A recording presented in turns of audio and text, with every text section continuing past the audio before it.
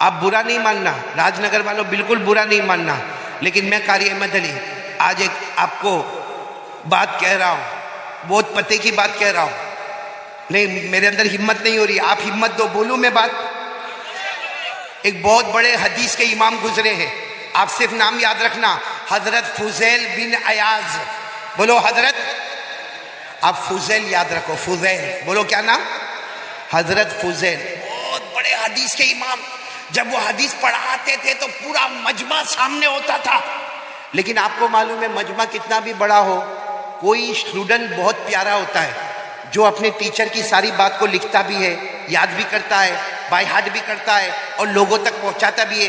تو حضرت فضیل کا جو سب سے بڑا اسٹوڈنٹ تھا، جوان لڑکا تھا، 20-22 سال کا لڑکا، وہ سامنے بیٹھتا تھا۔ حضرت فضیل جو بھی بیان کرتے تھے اس کو لکھنے رکھتا تھا، اس کو بائی ہارٹ یعنی اس کو زبانی کر لیتا تھا، پھر اس کو لوگوں میں پہنچاتا تھا۔ حضرت فضیل کہتے تھے اتنے سارے لوگ میرے اسٹوڈنٹ ہیں مگر یہ اسٹوڈنٹ میرا جو ہے یہ بہت مضبوط ہے۔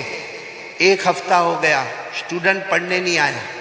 ارے بولو وہ اسٹوڈنٹ پڑھنے، کون سا اسٹوڈنٹ، کون سا شاگرد جو بہت اچھا تھا، جس کے اوپر بھروسہ تھا، جس کے اوپر اعتماد تھا، بولو وہ پڑھنے کے لیے نہیں آیا۔ تو ایک ہفتے کے بعد وہ استاد جو تھے نا حضرت فضیل، انہوں نے پوچھا بھائی یہ بچہ کیوں نہیں آتا، 20-22 سال کا جوان، حالانکہ وہ میرا سب سے بریلینٹ اسٹوڈنٹ تھا، میرا سب سے روشن اسٹوڈنٹ تھا، وہ پڑھنے کے لیے کیوں نہیں آتا؟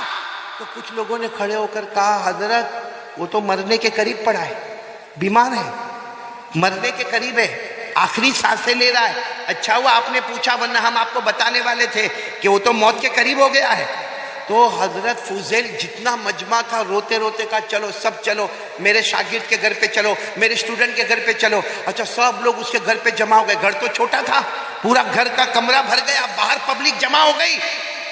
حضرت فضیل گئے، اس کے سر پہ ہاتھ رکھا، دیکھا اس کا تو آخری وقت ہے، تو کہا سب لوگوں کو کہا چلو سورہ یاسین پڑھو۔ کیا پڑھو؟ آپ کو معلوم ہے کوئی مرنے والا ہو اس کے قریب میں کون سی سورت پڑھی جاتی ہے؟ یعنی ساتھ میں بولو راج نگر والوں، کون سی سورت پڑھی جاتی ہے؟ کیوں سورہ یاسین پڑھی جاتی ہے؟ کیونکہ سورہ یاسین روح ہے، قرآن کی روح۔ بولو کون سی سورت ہے؟ سورہ۔ اور اس وقت جو بیمار ہے اس کی بھی روح پہ حملہ ہو رہا ہے، اور سورہ یاسین بھی روح ہے، روح کو روح کے ساتھ مناسبت ہے۔ بس حضرت فضیل نے کہا، پورے مجمع کو کہا ارے میرا شاگرد مرنے کے قریب ہے، موت کے قریب ہے، سب لوگ سورہ یاسین پڑھو۔ اچھا سب نے سورہ یاسین پڑھنا شروع کیا۔ وہ جو اسٹوڈنٹ تھا نا وہ کہتا ہے اے میرے استاد مت پڑھاؤ، سورہ یاسین مت پڑھاؤ، میرے کو کچھ بھی کام نہیں دے گا، سورہ یاسین سے میرے کو کوئی فائدہ ہونے والا نہیں ہے۔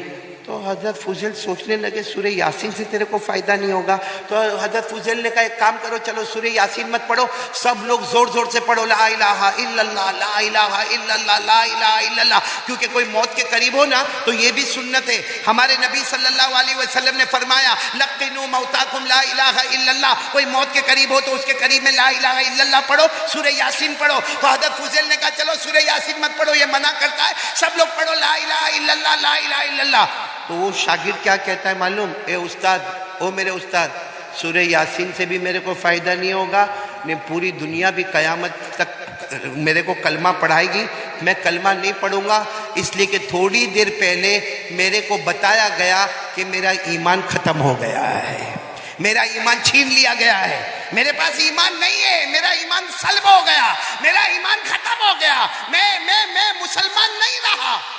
اتنا کہا اور اس کی آنکھیں بند ہو گئی۔ بولو آنکھیں۔ حضرت فضیل اتنا روئے کہ آخری وقت میں بول کے گیا کہ میرا ایمان ختم ہو گیا، سورہ یاسین سے بھی فائدہ نہیں ہوگا، لا الہ الا اللہ سے بھی فائدہ نہیں ہوگا۔ خیر جو بھی کفن دفن کرنا تھا وہ کر لیا۔ حضرت فضیل روتے روتے اپنے گھر میں گئے اور رات کو بھی روتے رہے، اللہ کیا ہو گیا، اللہ وہ میرا اسٹوڈنٹ تھا، اللہ میرا شاگرد تھا، اللہ وہ بہت حدیث لکھتا تھا، وہ قرآن کی آیت لکھتا تھا، کیوں اللہ ایمان کیوں چھین لیا؟ آپ کو معلوم ہے حضرت فضیل سو گئے، بولو رات کو سو گئے، خواب میں اس کو دیکھا، وہی اسٹوڈنٹ کو دیکھا اپنی قبر میں تڑپ رہا ہے، چاروں طرف سے آگ لگی ہے، چاروں طرف سے جیسا کوئلہ اور ڈامر جمع ہے، اور چاروں طرف سے سانپ اور بچھو حملہ کرتے، ارے اس کی قبر میں آگ لگی ہے، ہڈیوں پہ مارا جا رہا ہے۔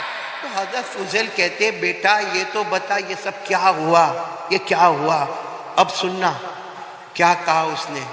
اس بچے نے کیا کہا میرے استاد میرا ایمان گیا، میں ایمان والا نہیں، میرے کو قبر میں قیامت تک مارتے رہیں گے، میرا ایمان نہیں۔ تو حضرت نے کہا لیکن تیرا ایمان گیا کیسے؟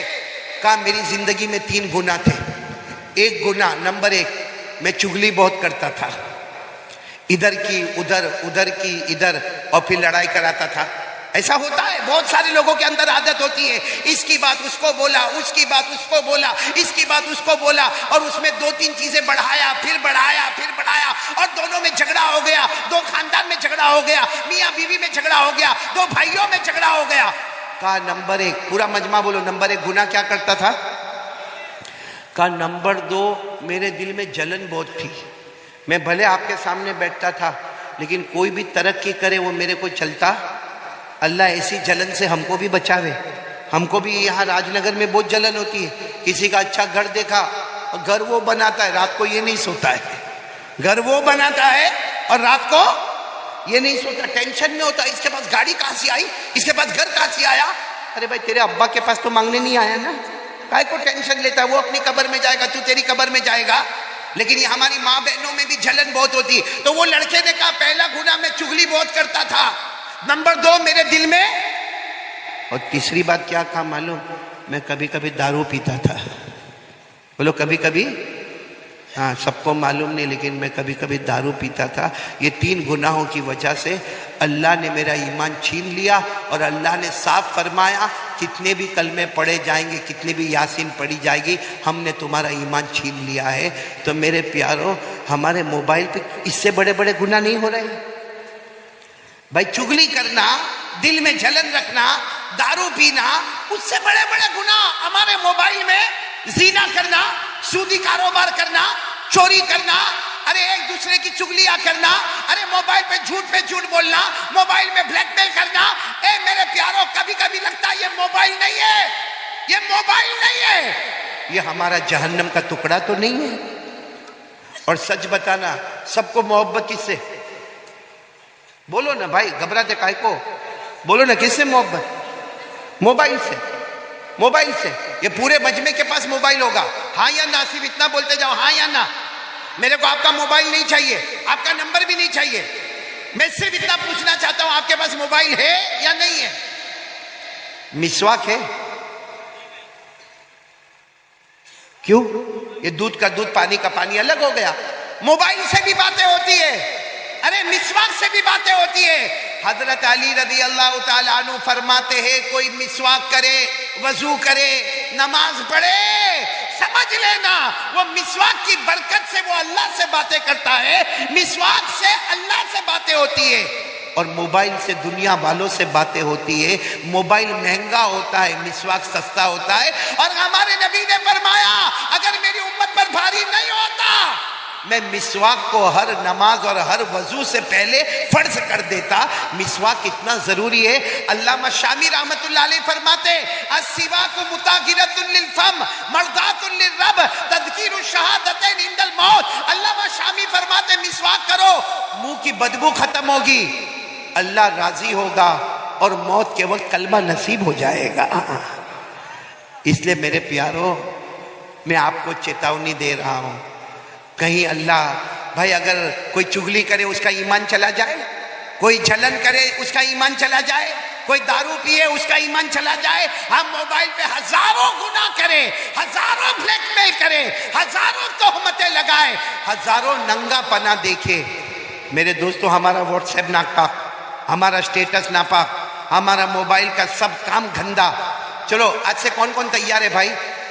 موبائل کے بارے میں میں جو کہنے جا رہا ہوں، میں موبائل توڑنا نہیں، ارے ساتھ میں بولو موبائل توڑنا، پھوڑنا، کسی کو دینا، ایک کام کر لو، کرو گے انشاءاللہ؟ نہیں بولو کرو گے انشاءاللہ؟ ہمارے موبائل میں، میری ماں بیٹیاں بھی سنیں، بہنیں بھی سنیں، ہمارے